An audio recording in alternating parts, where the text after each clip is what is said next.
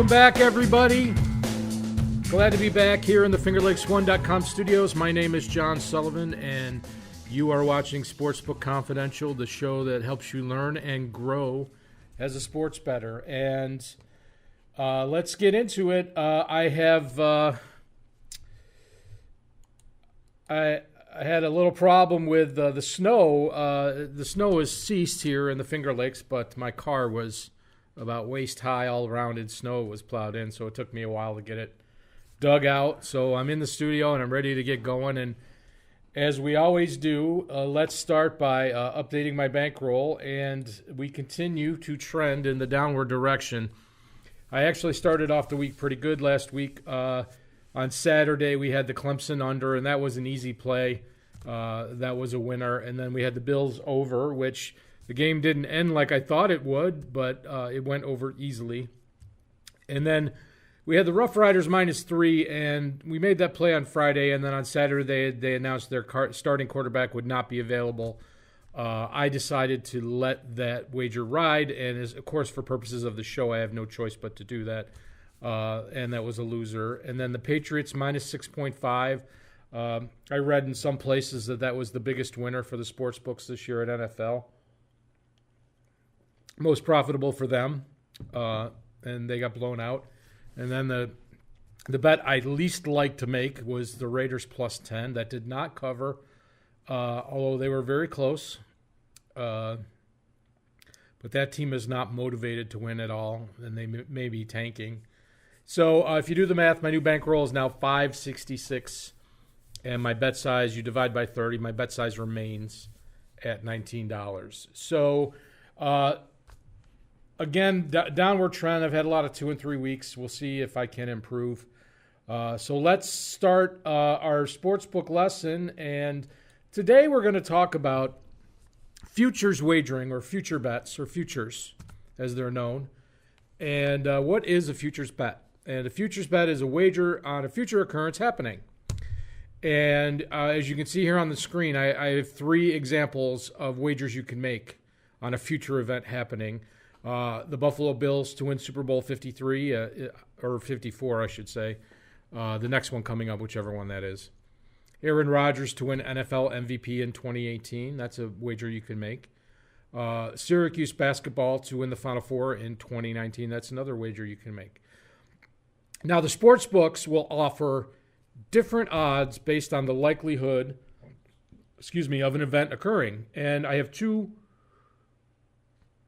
real live examples here of that I pulled this morning off a sportsbook.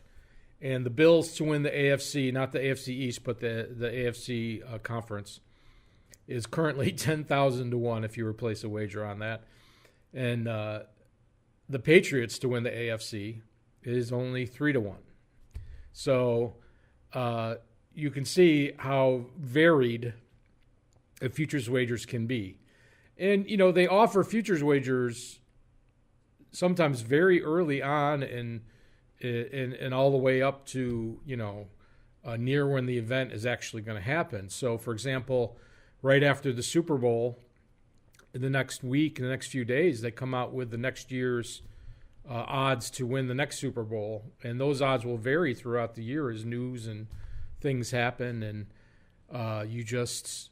you find a good time to place a wager on a future, and we're going to talk about that right now. Now that we know what a futures bet is, how do we make it work for us? So we're going to use futures to your advantage. So this is my favorite method to use a future to your advantage, other than getting a great price on a future and hoping it comes in. But this is called an arbitrage scenario, and an arbitrage is having bets on both sides of an event. Ensuring profit. So you have a bet on one side. Last Super Bowl was the Pats and the Eagles. So you have one bet on the Patriots and one bet on the Eagles, and you're guaranteed a profit no matter what. And you say, wait, how can that be? The sports books wouldn't allow that. And if you bet on the day of the game, you're right. If you bet on both sides, you would lose the VIG, or the commission the sports book takes out. However, using a futures wager, you can find arbitrage scenarios. And here is an actual scenario that I have going right now In week 21, the last week of the regular season, I placed a futures wagers on the Red Blacks to win the Grey Cup. And that was plus 700 or 7-1. And so they're playing this Sunday, and if they win, they're in the Grey Cup game. So they're in the final game. And then let's say their opponent in the Grey Cup is minus 150. We don't know who it's going to be, so we don't know what the odds are going to be.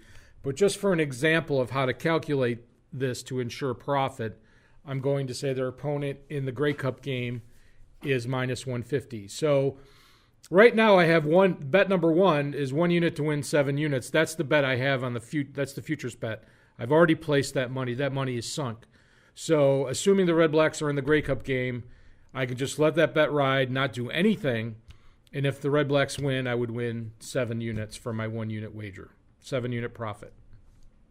However, knowing the opponent is minus 150 to win the Grey Cup game, I can place a second bet. And if I bet at those odds, if I bet 4.8 units, I would profit 2.2 units no matter which team won. So you can see if the Red Blacks win, bet 1 would win and bet 2 would lose. If the opponent won, bet 2 would win and bet 1 would lose. In either way, I would profit 2.2 units. So I have the opportunity to make both wagers and lock in a profit no matter what the outcome. This is called an arbitrage, and we'll talk more about this in a future lesson if you get confused on the math. The point being, you can find futures bets at certain times of the year. They're very advantageous for all kinds of sports. College basketball, college football, everything to win championships, or you can do it for MVPs or Heisman Trophy or blah blah blah. So taking advantage of the futures, arbitraging the futures bet, or some people call it hedging. We'll do that in another lesson, but I just wanted to point out in today's lesson that these future wagers are something to look at, and they're fun, especially if you go to Vegas once a year. They're kind of fun to have in your back pocket if you want to have $20 on a long shot to win. One of my favorite futures wagers is Kentucky Derby futures. You go into a sports book in January or February, and you can get really long odds on some of the horses that will be considered Kentucky Derby contenders, and a horse that might be 2-1 on Derby Day could be 75-1 in January in a sports book. So just an example of that. So that's today's sports book lesson. We're going to get into more complicated wagers as time goes on, but I just thought I would talk a little bit about futures, as I have that Red Blacks future going right now, and I'm rooting for them to win so I can decide if I want to hedge it or not. So moving on, let's go into the games this weekend, and we're going to start with the Friday night on Frozen Pond, the NHL. Got 6 games here, and little tidbits about each one. First of all, you got the Bruins at the Stars. The Bruins are playing great. They're a third game on a road trip. Tuukka Rask is starting tonight for the first time in a long time. He left the team for a personal matter. Nobody really knows what the deal is. I don't know how he's going to play because he was playing horrible, but their offense is cranking. They have the best line in the league, in my opinion. That Marchand Pasternak line. And the Stars are really struggling offensively. They should be playing, they're not playing up to their potential. Their goaltending has not been horrible, but they have had some injuries too, and they have a lot of young players mixed in with the veterans. I like the Bruins here, but not knowing what Tuukka Rask is going to do tonight, I'm skipping that game. You got the Sabres at the Jets. The Sabres are like 7-2-2 in their last 11, something like that. They're just playing great, getting great goaltending out of Carter Hutton. The Jets are considered to be a Stanley Cup contender, and a tough place to play. It's the loudest. The Winnipeg Arena is one of the loudest. It's also one of the smallest, but the fans are right on top of you. The value here is on the Sabres, but that's going to be a tough matchup for them. I don't know. They're playing real well. It's that would be that's a value bet right there, but I'm not feeling it. I'll put it that way. And then you've got the Kings at the Blackhawks. Blackhawks fired Coach Quinville, and they have a new coach, and they put Taves and Kane back together, and I believe that this is going to help with their scoring. I really like the Blackhawks here. The Kings are an utter mess. If Peter Budaj starts tonight, I would definitely bet the Blackhawks. He's been a good soldier veteran for them, going back and forth between the AHL and the NHL. But the Kings' age is showing a little bit, and they've also had some injuries. If they get Kopitar and Kovalchuk together, I don't know. But I like the Blackhawks here, and we'll see what I end up with today. The next one is Capitals at the Avalanche. This is a very good matchup. You've got two excellent teams. Avalanche is very balanced. Their defense is a little suspect, but they have excellent goaltending, and then they have an excellent top line and balanced forwards. And the Capitals obviously are the defending champs. And when you can get a team that good, that's healthy, at plus money, even on the road, you've got it. This is the third game of their road trip, and they're 1-1. But boy, it's tough to pass that plus 132 up, with a team that good. The Blues at Vegas. Vegas has really struggled. They're kind of regressing into a second-year expansion team. They've had trouble scoring goals. They're not shooting at a crazy percentage like they were last year. The Blues actually lost to the Blackhawks the other night, but they're playing very well, and Ryan O'Reilly's fit in well there. Their goaltending is coming around. I think that's also a good value wager, plus 140, but I don't think I'm going to touch that game at all. And then the Leafs at the Ducks. Normally I would be all over the Leafs here. The Leafs just played last night in San Jose, and they're on a West Coast trip. And I think this is the third game in 4 nights for them, or in 5 nights, I'm not sure. But the fatigue factor, I just don't want to bet the Leafs here. But the Ducks have a lot of injuries. Cam Fowler took a puck to the face. He's out for a long time. They have great goaltending, but they don't really have anything else right now. So the Leafs is obviously the play here, but I don't like that one. So we'll see what we end up with at the end of the show. So now that we got NHL out of the way, let's move on to the college games, and it's a really crappy week for college football. Next week is Thanksgiving, and that's kind of a big rivalry week for a lot of teams, and there will be some good games next week, I'm sure. But the only 2 top 25 matchups on the schedule, obviously, is Syracuse Notre Dame at Yankee Stadium Saturday at 2:30, and Notre Dame is a 10-point favorite, and the over-under is 65. And I have no idea how good the conditions are going to be on the field. But, Notre Dame is obviously motivated. They're ranked 3rd.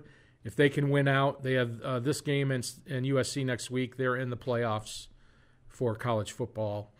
They will probably be ranked 3rd in the playoff, which means they would get Clemson, assuming everybody wins out, instead of Alabama in the semifinals.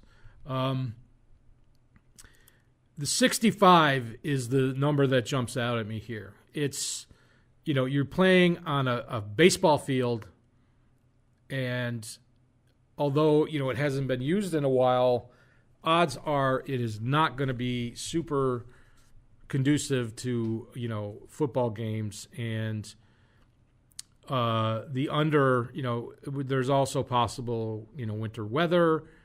So this screams take the under 65. This opened at 62, and it's up to 65. Now, Syracuse, I like Syracuse plus 10. I feel like they can keep this game close, but Notre Dame is supposed to have a very good defense. They've kept, Pittsburgh beat Syracuse, and they kept Pittsburgh to 14 points, I think, or 19 points, or it was less than 20 for sure. So the under here is definitely where I'm going this week in college football. So we have Iowa State and Texas. This is like 3rd and 4th place in the Big 12, but they're both ranked in the top 20. Both of these teams have 2 losses. They are not even fighting for the Big 12 championship game. So it's kind of like who's motivated here. Texas -3. I like 47 over 47 here. They can open up the playbooks and just have fun. I'm not sure if this is really even going to affect win or lose, affect what kind of bowl games these teams get. But it would be nice to finish in the top 10 for the coaches. The players don't think really matter that much. But those are the only two games that, really had any interest at all for me. So why don't we move on to my favorite, the CFL Playoffs. And then we have the East and the West final. And then the winner of these two games will meet for the championship next Sunday, the Sunday after Thanksgiving. And the first game on Sunday is the Hamilton Tiger Cats at Ottawa Red Blacks. And currently the Ottawa is -3.5 and the over-under is 54.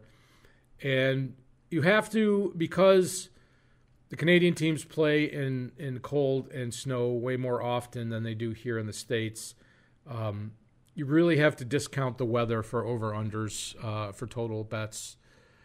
This game, these teams met 3 times during the regular season. Ottawa won all 3, including back-to-backs late in the year, or home and home, I should say. And plus, Ottawa has had a week to rest and prepare for Hamilton. They had last week off while Hamilton played British Columbia. Hamilton's best wide receiver, Brandon Banks, is out, but last week his replacement had a huge game. So I'm not really sure what to make of this, but you have to like Ottawa to win here. I'm not talking about covering even, but their team is rested. They're playing at home. They've had ample time to prepare. A team that they've already played 3 times, they kind of know what to expect. So I think this game could go over. Both of these teams have very good offenses, and it's going to come down to mistakes and execution and most likely penalties. In past years, Ottawa's defense was very penalized, and it cost them some games, and they've gotten better at that. I really like Ottawa to win this, and I'm rooting for my futures bet for the Grey Cup, but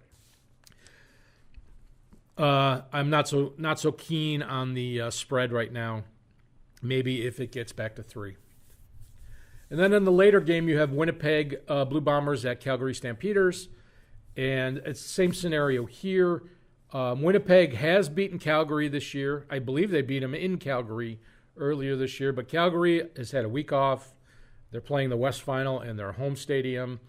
Bo Levi-Mitchell, the quarterback, is some crazy stat like 36-3 at home over the last 5 years. I don't know the exact numbers, but he's only lost 3 times. That much I do know over a 5 or 6 year period. Over under 53. I like the under here. Both of these teams have above average defenses, so I think that's going to be my play for the CFL this week. Is the Winnipeg Calgary under, and if there's bad weather that can help, but missing some kicks and things like that, that's where that would come in, but. Should be fun. Another fun weekend of CFL football. Last week, there was one game that was just a total obliteration. It was like 48-8, and the other one was close. It was a 1-score game, but the quarterback got knocked out of the game in the last minute, so it was anticlimactic. But we'll check that out. And going on to the NFL, and for those of us that live in New York area in the Northeast, I believe the entire AFC East is off this week, so there's no Bills game, and there's no Jets game, there's no Patriots game. But I did pick some games here that are interesting, including one that's probably the game of the year to date. So first of all, we got the Bucs at the Giants, and this is one of those games that who's positioning for a draft pick and who's not. It's kind of hard to tell, but the Giants played very well last week in San Francisco. If Eli has time, he can find his receivers. If he doesn't have time, he doesn't have mobility, and he has happy feet. So I don't know about that game. Doesn't appeal to me at all. The total doesn't appeal to me. I think that's a pass. So the next one is the Texans at Washington. And the Skins are +3, and the over-under is 42. And even though Will Fuller is out for the Texans, and Kiki QT, I don't know if it's Kute or QT. I think it's QT. Anyway, Will Fuller's definitely out, and Kiki may be out for this game. But the Texans' offense is humming, and The Skins Alex Smith always gets them in that 20-point range. So I like the over in this game. Not sure what the field is going to be like in FedEx. Is it FedEx Field in Washington? And Dan Snyder's home field, whatever it is. It is grass. But I expect this to be a competitive game. But you got to like the over here. 42 is pretty low. You see some of the totals that are being thrown up for these games this week. 42 is pretty mild. So the next one, you got an AFC West battle. Broncos at Chargers, minus 7.5, 46.5.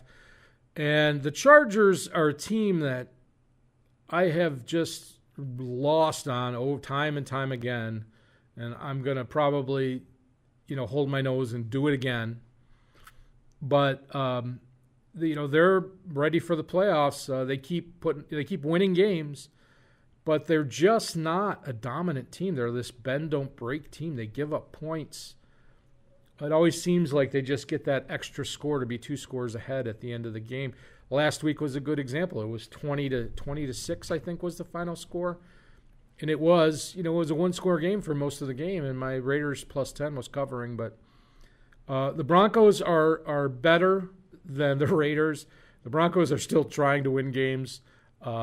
Division games are usually 1-score games. You get the Broncos plus 7.5. I really like that. I'm not sure about the over or the under here. That's I feel like that 44, 45, 46 is like the average score for an NFL game. Depending on whether you want to go over or under, and that's the high end because the Chargers are kind of a higher scoring offense. So I'm just going to pass it on the total there, but I do like the Broncos. And then Monday night, the game that was supposed to be in Mexico that is now in L.A. Doesn't really change much, but Chiefs at the Rams minus 3.5, and the total is 63, which I think is the highest, one of the highest, if not the highest totals ever posted for an NFL game, regular season game.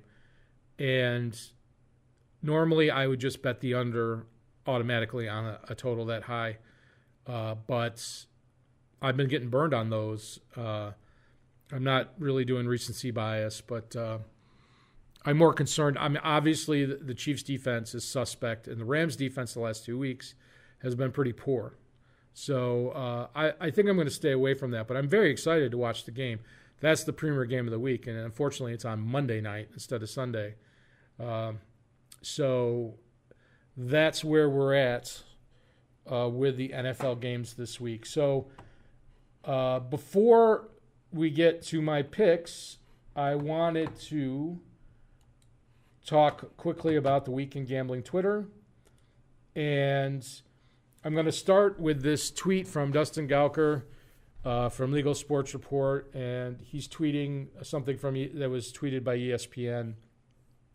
And he says, I keep seeing people on my timeline saying this is a crazy number. It's not. And the tweet he's tweeting about says, it's projected $12 billion will be wagered annually in Pennsylvania. And he's talking about sports betting. In comparison, Nevada sportsbooks took in $4.8 billion in bets in 2017. So what he's saying is, in Las Vegas or in Nevada, they took in almost $5 billion in 1 year in sports betting handle, and they're predicting Pennsylvania, just that one state, would do $12 billion once it's up and running in a year. And I can only assume what New York would do. And the reason I just showed you this is, if there's any accuracy to this, it certainly is incentive for the New York Gaming Authority and the state legislature to get something done to get sports betting up and running this year. 3 of the 4 casinos, including Del Lago, are allowed to have sports betting, and we're just waiting on regulations to be released. And 3 of the 4 casinos already have deals with companies to run their sports books. FanDuel in one city, Bet365 in another city, and DraftKings here in the Finger Lakes. And then our friend Rufus Peabody is tweeting about an article that Doug Kazarian who's the ESPN gambling expert, and I don't like to pick on ESPN, but he wrote an article talking to NFL Sharp is a misconception because he says that the NFL Sharps always bet on double-digit dogs, and they've been getting hammered, and that means Sharps really don't exist anymore, or something along those lines. It would not be worth the time to go into the article, but there was an overwhelming consensus in gambling Twitter that Doug was somewhat misinformed, and I felt like he did not research the topic deeply enough. And Rufus wrote here, "Oh, Doug, why do you think Sharps are always on the big dogs? Double-digit dogs haven't been profitable subset in a decade. Winning in the NFL is tougher than it was 10 years ago. Everybody agrees that. But this argument is silly and reactionary." And that's just content for content's sake. On both sides. He wrote a somewhat misinformed article, and people said, your article's misinformed, and he was very reactionary. And that's the problem. It's hard to find the quality content online, and I scan a lot of the gambling Twitter, the gambling podcast content for quality stuff, and it's very, very rarely there. But I'm always looking. So let's go to my picks and wrap this up. So for Friday night, we got the Capitals money line plus 132. How can you pass up the Stanley Cup champs and Alexander Ovechkin at plus money? I can't. I'm a sucker. We have Syracuse Notre Dame on Saturday, under 65, minus 108. Bad weather would help. Uncomfortable field for these two teams would help. We expect that to go under. And then on Sunday afternoon, we have the Bombers and the Stampeders in the CFL, under 53, minus 107. I expect those defenses to shine, and hopefully that will come through for us. And then Sunday afternoon, we have Texans and the Skins over 42, minus 103, and that should be a fun game to watch offense-wise. And then my stinker of the week is hold my nose and bet the Broncos plus 7.5, minus 115. I feel like I'm due for a winning week here eventually, so we'll see what happens. So I'm going to play the music for you, and let's get some winners, and we'll see you soon.